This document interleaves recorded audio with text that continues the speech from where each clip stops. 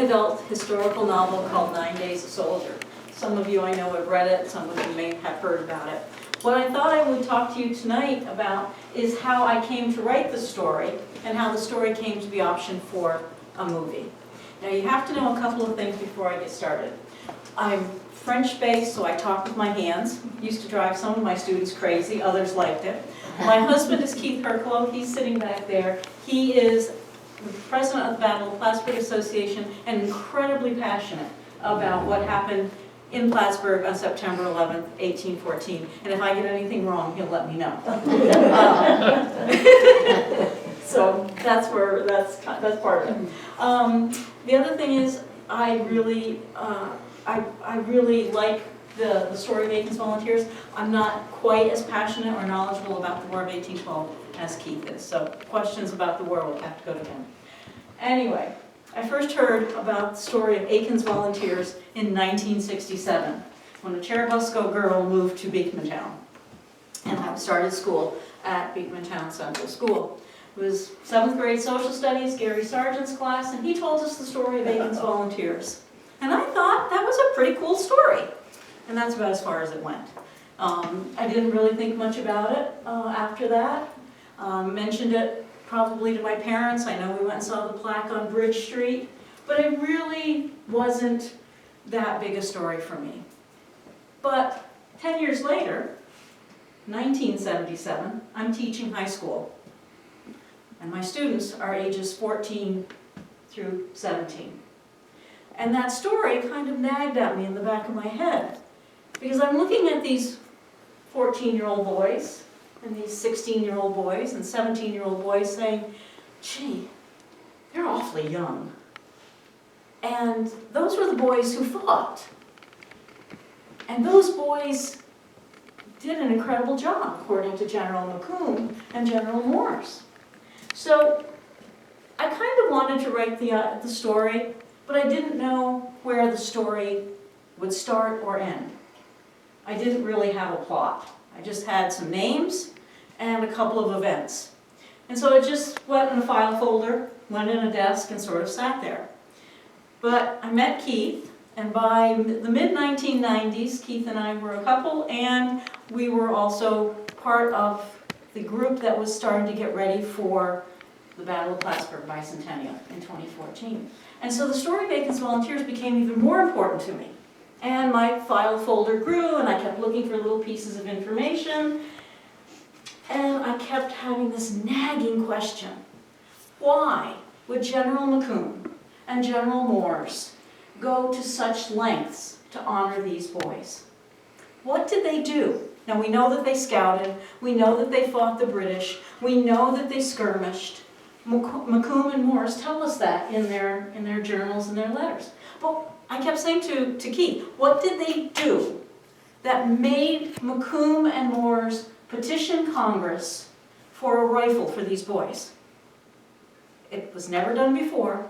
It has never been done since. And I kept saying, there's got to be a piece of this story that's missing. I know there's a piece of this story that's missing, but I couldn't find it. I couldn't find it anywhere. Well, as Keith was telling a couple of you before I started, he had been in contact with the family of Henry Ketchum Averill, H.K. Averill Jr., or Sr., one of Aiken's volunteers, Henry Ketchum Averill. And the family, you know, they have Aiken's rifle, or not Aiken's rifle, they have Averill's rifle. And, you know, Keith, as the Battle of Plattsburgh president, would like to see that rifle. He would like a lot of things. More money for the museum. But anyway, he was in touch with the Averill family. And come to find out, they have H.K. Averill's journal. And so after about 2 years of negotiations, one day I got home, and I beat him home from work, and I got home and there's a package addressed to him. I put it on the table. But it's almost dinner time, and he's opening the table, but it's dinner time, and we've got to get dinner on the table, and we've got the kids in the house, and he's having almost a stroke, because in that package was a photocopy of H.K. Averill's journal. And so, unfortunately, he couldn't tear into it immediately, but as soon as he could, he started reading it. And he got to page 8 of the journal and said to me, "You were right, there's a missing piece." And that missing piece, and this is a spoiler alert, if you haven't read the book, I apologize, but this was really important. One of Aiken's volunteers, a boy by the last name of Peters, was killed, was shot on the first day, or in the first skirmish, and subsequently died. And Averill talks about how he and 2 other boys, Walworth, who I make my protagonist, and one other, went to Peru, to the Quaker Union. They buried him, and then they went to the Quaker Union to inform his mother. We know that there was a Davis family living in Plattsburgh who would have had a son in 1814 about 15 years old, because the 1810 census tells us that. We don't know his first name. In the census, it's just David Peters' family, son, and at the time he was about 10 or 11. So at that point I knew I had a story, because I knew why Macomb and Moores wanted to give this rifle, not as a sentimental thing, but as a sign of respect to these boys who fought when they did not have to fight. They weren't old enough. And they fought only because Macomb said to them, "If you get a sponsor, I'll let you fight." He could not allow them to fight because they were underage, and he would have been court-martialed for allowing them to fight. But as soldiers under the command of Azariah Flagg and Martin Aiken, they weren't listed with their ages. They were just a volunteer rifle company, and that's how they could fight. But that to me was the part of the story that got lost over the years, because part of it always sounded a little bit like urban myth to me, like Washington chopping down the cherry tree. You know, why did this happen? But that's really where the idea for my story came. So I started to write. But life gets in the way in really funny ways, and I had applied for a PhD program at McGill, and I got accepted.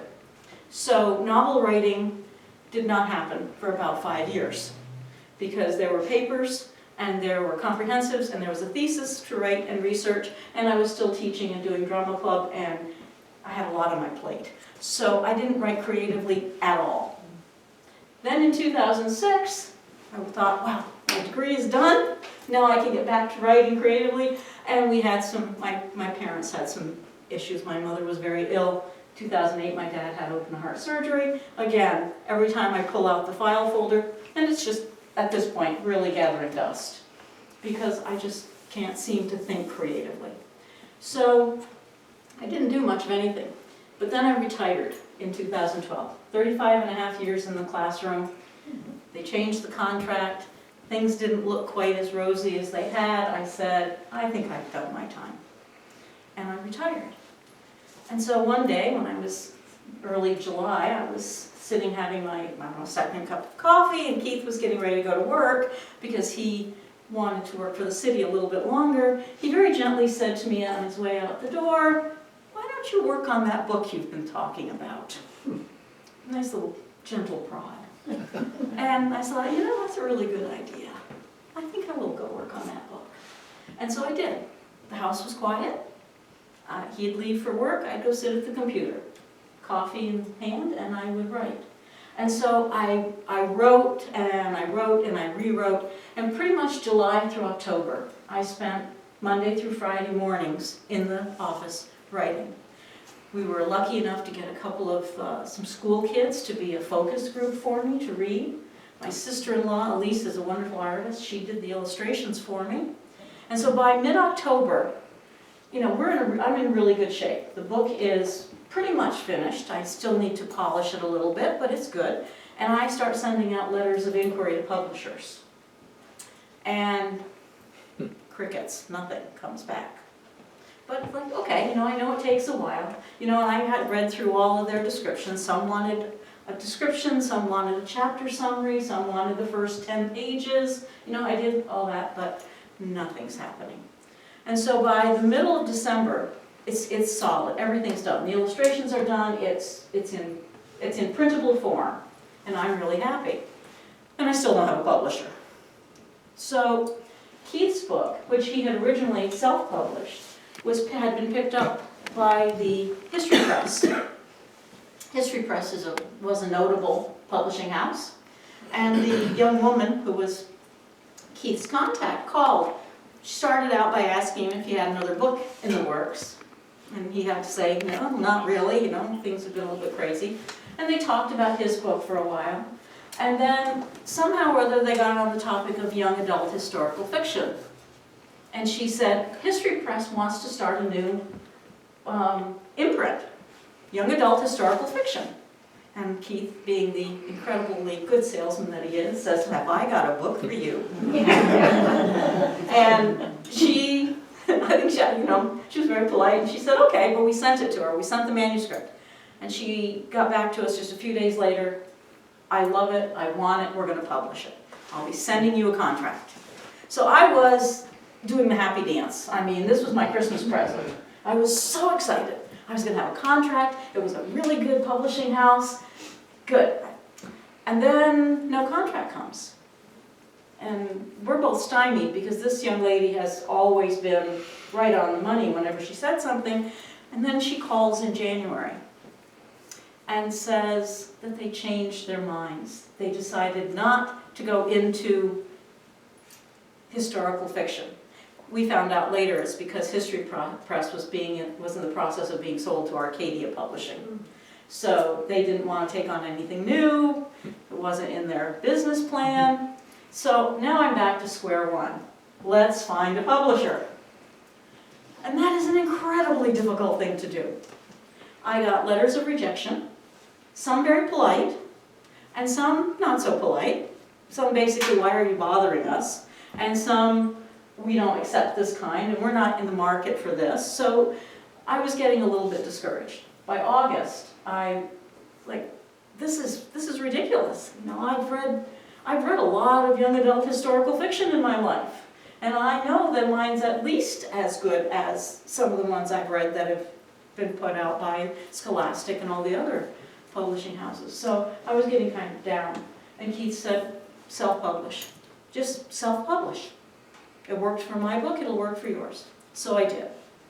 And so we self-published, and I had the books in time for the September weekend.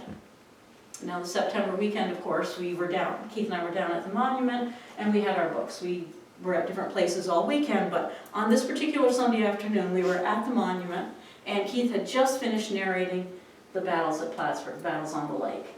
And so he comes back to the table where I'm sitting, and this gentleman approaches us, so excited.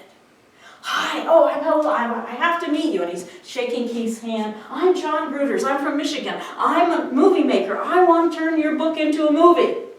I have to buy it, or I want to turn this story into a movie. And Keith says, well, you should buy my book then.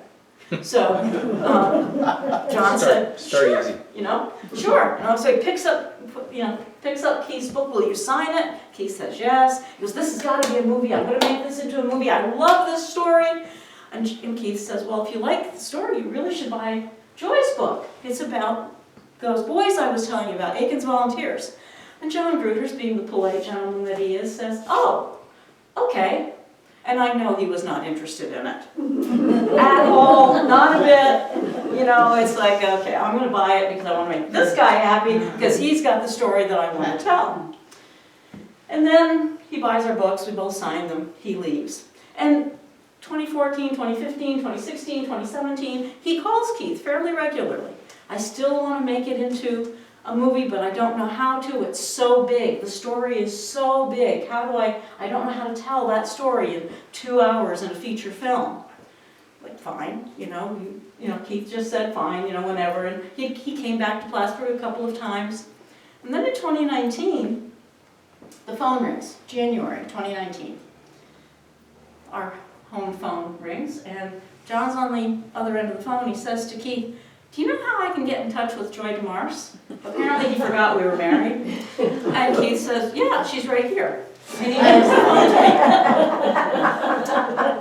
And at that moment, there's silence on the other end of the phone. And then John recovers and I say hello. And he says, oh, hi, Joy. I just read your book. So there was a part of me that wanted to say, really? 6 years? You bought it 6 years ago. But I didn't. I was very polite. I said, well, that's nice. And he says, your book is the gateway into making the Battles of Plattsburgh movie. It's one episode. I can tell that, and then I can, tell the rest. And he's going on and on. It's like, sure, that sounds good. So he asks if he can have a movie option. He sends me a contract. I sign it for 3 years. After that, he sends me the manuscript, the script, which is, takes a lot right out of my book. It's very complimentary. A lot of my dialogue is used in it. He adds a little bit. And he sends the initial budget, which is $7 million. That's January 2020, or not January 2019, $7 million. Well, he has to get the funding for this. I'm not paying for it. I don't have deep pockets. Neither does Keith. I don't have any rich relatives who keeled over at any time. So I mean, we don't have those kinds of deep pockets. And so 3 years into it, they send me, John calls and they want to renew it for another 3 years. And they have. So the renewal is good until 2025. But now, the price has gone up. Because in December, David Betlewski, is that how you pronounce his name? Something like that. Came and gave a presentation at the Historical Association and to meet people and to generate some interest in it. And I know they're trying to look for funding sources. And the price tag now is $10 million. So, I'm really thrilled that it was optioned for a movie. I'm really happy that somebody thinks it's good enough to make into a movie. And I would really like to see it made into a movie because it would be so good for us, for this area. We suffer from lack of people up here. I mean, Baltimore and Maryland did nothing in the War of 1812 and get all the credit because they're big cities. And Washington, D.C. gets all this stuff just because the White House got raided. Well, what did they do? The most important battle was fought here, in Plattsburgh, on the lake, on the land, just by the sheer bravery and bravado and genius of MacDonough and Macomb. But that story never gets told, and right now, the War of 1812 is a paragraph in history books. So I mean, we're not even, it's the forgotten war for a reason. We've forgotten it. And people don't really want to remember it, I don't think. I mean, they don't get excited about it. It's not romantic the way the Civil War was, which was brother against brother. And it's not world peace the way World War I and World War II were. Because when the War of 1812 ended, nothing changed. Our borders stayed the same. We shook hands with the British and said we're friends again. We went back to trading. We went back to, everything that was there before existed after. And so this little story, our story, the Battles at Plattsburgh, the story of Aiken's volunteers, is really hard to sell to somebody outside of this area. So I don't know if the movie will be made. I'd love to see it get made. I'd certainly love to see, see it on the big screen. That would be so cool. But I'm not sure. And I can't say it's going to be because I don't know. I know he's trying really hard to raise funds, but he's been trying really hard to raise funds now for 3.5 years. And the funding isn't there. And I think, too, it's getting harder and harder for independent filmmakers, which he is, to secure the kind of funding that he needs. What about crowdfunding? I think they've looked into it, but they're a 901c3 corporation. John Reuters has an umbrella studio that he does commercial work for, like things for businesses and stuff, but then he has some sub-studios and America Studios, which is what he wants to use to do my book and a story about Ben Franklin, and then Mackinac Island, which was the first battle of the War of 1812, and then battles at Plattsburgh. He's doing that all under the auspices of America Studios, which he has created as a 501c3. So I don't know if that would work. I'm sure they've thought of it. He's got some really talented people working for him. But it's the amount of money that they have to raise. And, I mean, just think about, not only is it the cast, it's the crew, it's the food, it's the insurance. I mean, when he gave me the breakdown of everything, it was stuff that I've never even thought of that was in that first initial breakdown. And everything's just going up exponentially. I mean, we've all been to the grocery store, we know how much, everything's going up. So I don't know how much, I don't know if it will come to fruition. I would love to see it do that. I would love to see it be a movie made, but I don't know. I can't guarantee that. And I'm not writing him a check at this point. We donated some money early on when it was really just starting out, because we thought that was an appropriate thing to do, but I can't do that. And as I said, I don't have any rich relatives. I'm a Cherubusco girl. There's nobody rich in my background.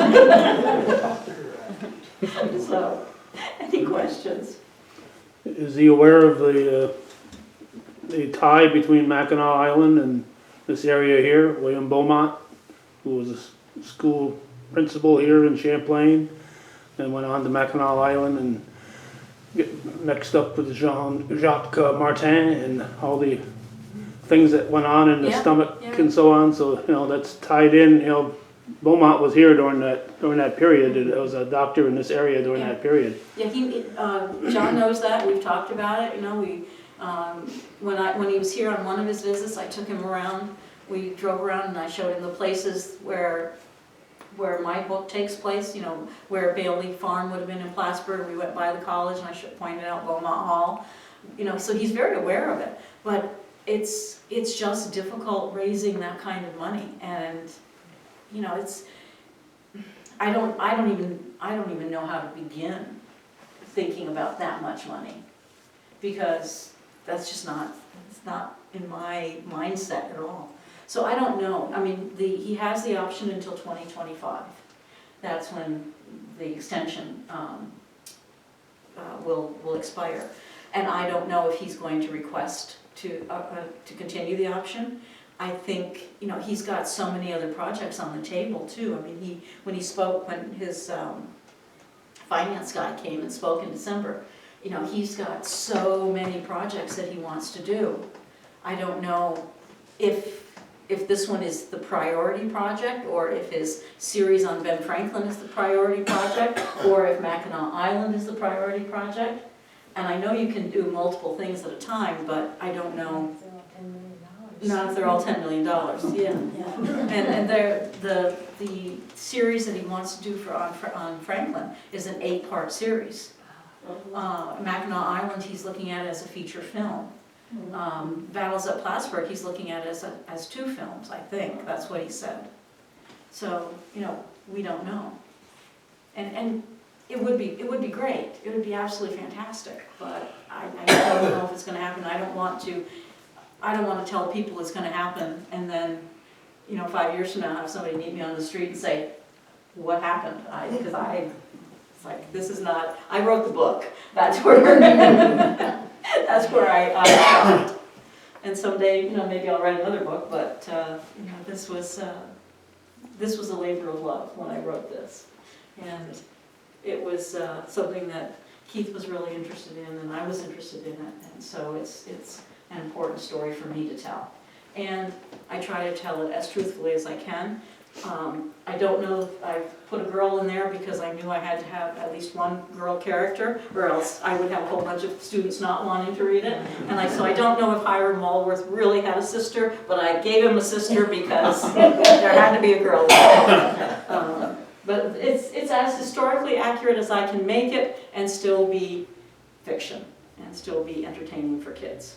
And one of the reasons I wrote it as a young adult is because as a teacher, for many, many years, I taught all levels of kids. I had the AP classes, And then I also had our really limited kids who were just struggling. And every year they would get an assignment from either a history teacher or an English teacher. You have to read a historical novel. And I just knew that their choices sometimes were a little more limited because they were struggling readers. And that's written so that a good fourth grader can read it and a really struggling ninth grader can read it. And so I tried to make it a book that would appeal to a broad range of kids.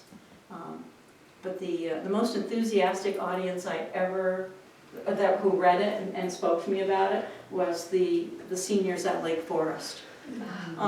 And they read it, apparently a whole group of them, they had a reading club, so it was about 30 or 35 of them all read it. And one of the ladies said, I liked it because there was no sex or swearing in it.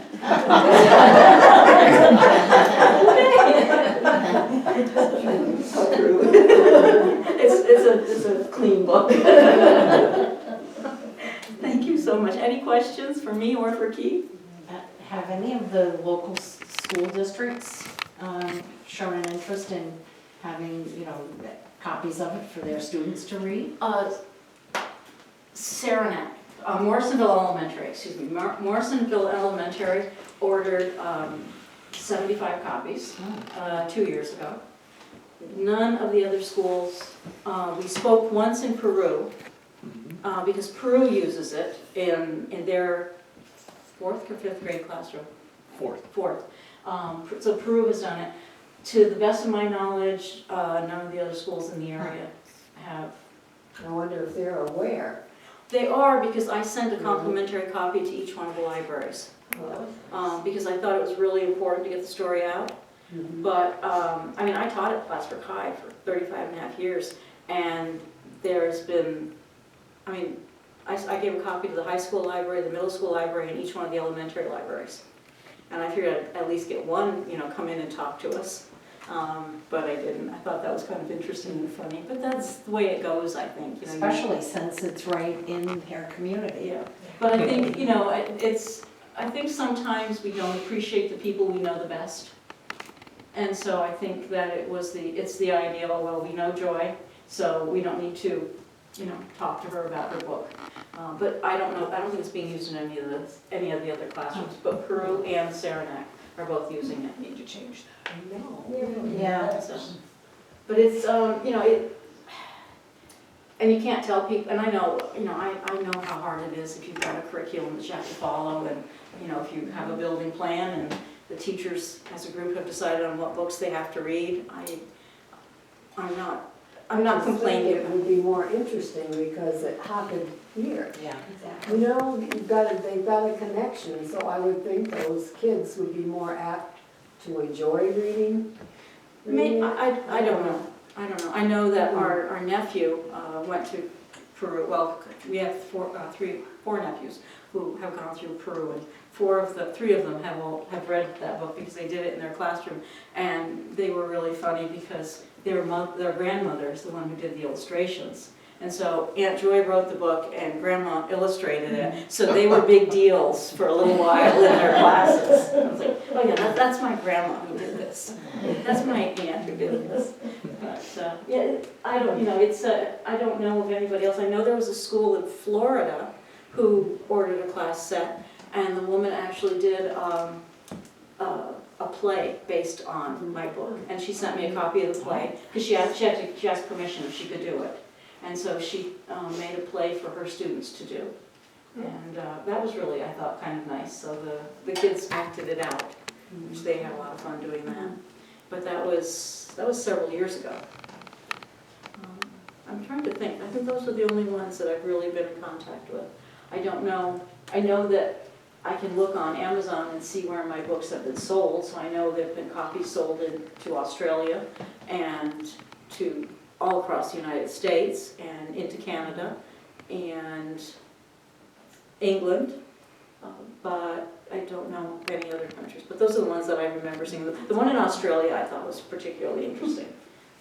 Somebody there wanted to read it. Any questions?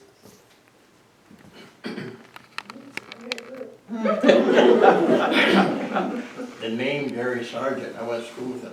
Did you really? My wife, he was 1 year below me. I knew the whole family. Yeah, he was my 7th grade social studies teacher. Had very good introduction to, social studies at Beacon Town School. But I liked all the, I liked going to school, obviously. I've gone to school most of my life. And when I applied to McGill and got accepted, I had so many people say, "Why are you doing that?" I was like, "Because I want to." Mhm. That was my dream. And Keith helped facilitate that. We were talking one night about, dreams, things we still wanted to do. And I said, "Oh, I always wanted to get my PhD, but I don't think I'll ever do it." And he said, "Why not?" So I looked for schools, and McGill was a good fit, and I really enjoyed it. But it was a lot of work, a lot of writing, but it was fun. So I did that. That's great. So it's been a really interesting. It's been an interesting journey. And yeah, Keith's book is really good. If you haven't read it, I highly recommend it. Even though he didn't like my editing in times, I took out commas that he put in. He's the comma king. I keep telling him, when in doubt, leave it out. He was never in doubt. It was supposed to be there. I would say, no, you don't need that many commas. We have few spirited discussions about punctuation. How long did it actually take you to write it? To write, When you started writing, from actually sitting down and writing, not just making notes, writing. I started the first week of July, and I finished mid-October. But that was Monday through Friday from 8 o'clock until 12 or 1 every day. And I would most days what I would do is I would start where I had left off the day before, because I would make notes. When I was done writing for the day, I would make notes where I wanted to go. But sometimes I'd go in and I'd just stare at the screen, and so then I'd go back and I'd reread what I had written, and then I would add stuff. And sometimes I'd just write a paragraph and not know where I was going to put it. I would just put it down at the bottom of the page, and then I would know where I wanted to put it later on. And when we gave it to the focus group, a bunch of really nice young kids through the public library, the librarian there helped us get a focus group, and I had just had chapter titles. I didn't have chapter titles. I just had chapter 1, chapter 2, chapter 3. And one of the young men who read the book said, "I don't like that. There has to be a title next to the number." And I thought, well, that makes sense. So I put in chapter titles, and then there were a couple of really good criticisms from the focus group, and they were all about 9 or 10 years old. And then I had my 2 daughters read it. My younger daughter is not a critic. She read it. "It's good, Mom." My older daughter is very much a critic. She's an analyst by profession, and so she was able to say, "Well, this doesn't work in this chapter."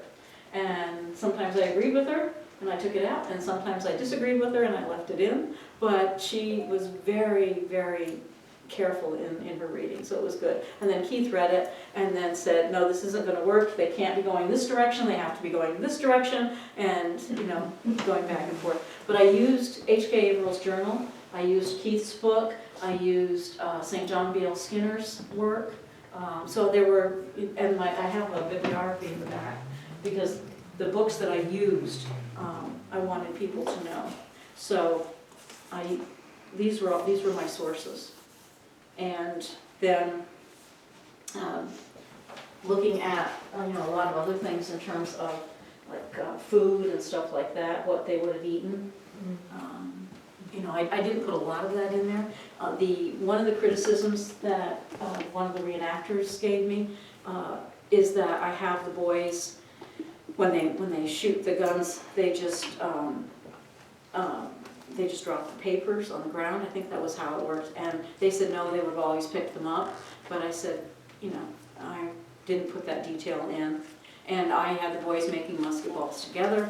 Each musket would have had its own musket ball thing that they would have had to use. They wouldn't have been able to share them. But I had them sit together and make musket balls just because the historical inaccuracies are mine. And I did put them in there but I didn't think it would be easy to explain to younger readers that each gun had its own musket ball that had to be made in its own way. It's like, that was way too much. So I just kind of consolidated. So these were things that when I was writing it, Keith wasn't happy with. I wasn't really precise in a few places. But that, that's why I kept saying, mine's fiction, yours is fact. I can play a little bit. I can Poetic license. poetic license, yes. I can take poetic license with a few things. But that was pretty much the way it came about. But yeah, by mid-October, I had the manuscript in finished enough form that I could give it to the young readers to look at. I could give it to Elise so that she could read it and give me illustrations. And then I just published it. So the end of November, in the beginning of December, it was just polishing. And then when we sent it off to the history press, I was in seventh heaven. I couldn't wait to get that contract, and then she called and said no. That was just not a nice day. Because I was just so depressed, and so where are we going now? And I tried all the big houses, and I tried a lot of the small ones.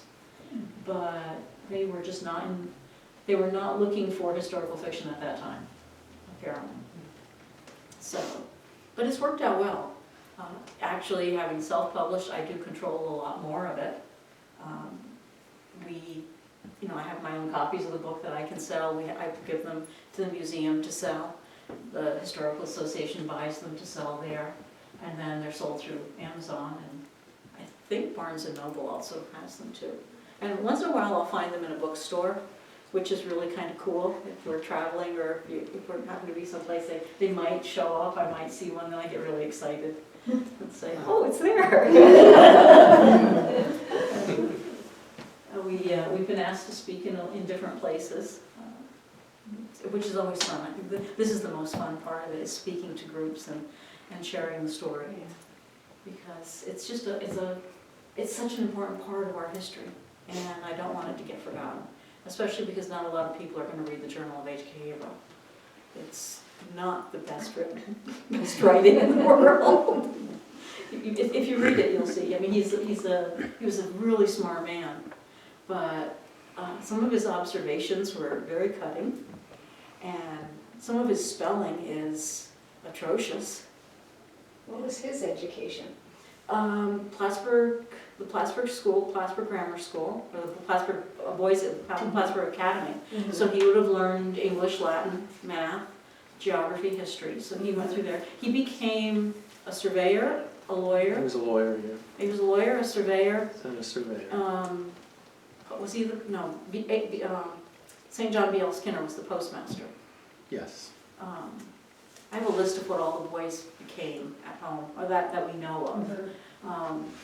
Gustavus Bird went on to be a lawyer, and he argued cases before the Supreme Court, trying to free enslaved people as early as the 1840s and 1850s. Wow. His rifle is in the Smithsonian. Mm-hmm. Gustavus Bird. So most of the guys went on, those boys went on to lead actually very productive, community-oriented lives. Walworth became what they call the first teller of the bank, which in today's terms would be a vice president of the bank. And Averill was, as I said, a lawyer, a surveyor. He did all kinds of things. Two of the Aiken volunteers went together and bought a store, ran a dry goods store. I'm trying to remember from my notes, I didn't review them before I came. But they lived lives of service even after the war, which when I think about my students, my 14-year-old boys that I used to teach, and 16-year-old boys, and I wonder how they would have reacted. I also think that they would have been terribly, terribly changed. And these boys they grew up in the 9 days from September 1st or September 2nd to September 11th. They grew up. They lost one of their own. They saw men killed. They had to bury one of their own. And nobody knows where Peter's grave is, because he had to be buried at the height of the skirmishing, so they didn't take his body to the Quaker Union. They buried him, and then they went to the Quaker Union, and then 2 of them returned. Woodward did not return, and his name is in the roster, but he is not on the list of getting a rifle, because he did not return on September 11th, but Averill and Walworth did, and they returned to fight. And this was after doing the most adult thing I can think of, having to tell someone, your son is gone. Yeah. And then going back and knowing they might face the same thing. So there was so much in the story. And I think that's why McComb and Morris gave them that rifle as a sign of respect. That it was the only thing they could give them. They weren't eligible for a pension. They weren't eligible for any of the military honors. But I think that's why. Even though they never say it in any of the documentation, it's always for their heroic actions, for what they did in the fighting. But I think in the back of McComb's mind and Moore's mind, that had to have been the driving force.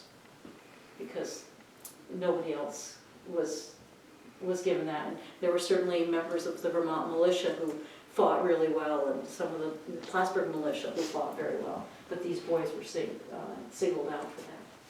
So that's my theory, and that's what I'm operating on. Any other questions? Thank you very much. Thank you so much. And you brought some books for us to buy? Yes, we did. Wonderful. All right, so stick around, everyone. There are a few treats in there, some water, and socialize, and buy a book. And ask questions if you want. We're more than happy to talk.